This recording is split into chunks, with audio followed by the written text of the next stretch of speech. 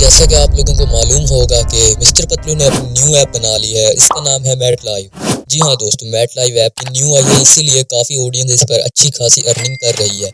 इस पर फॉलोअर हासिल करना बहुत ही ज़्यादा आसान है और इस पर मोनेटाइज करना भी बहुत ही ज़्यादा आसान है। कुछ तरीके मैं आपको बताऊंगा जिससे आप घर बैठे अच्छी खासी अर्निंग कर सकते हैं, सिर्फ और सिर्फ इस मैट लाइव ऐप पर। प्लस के आइकन पर जाओगे तो लाइव का ऑप्शन मिल जाता है। ये लाइव का ऑप्शन सिर्फ उस बंदे को मिलता है जिसके 1000 फॉलोअर हो जाए। तो मैं आपको इस वीडियो में बताऊंगा कि आपने 1000 फॉलोअर कैसे करने।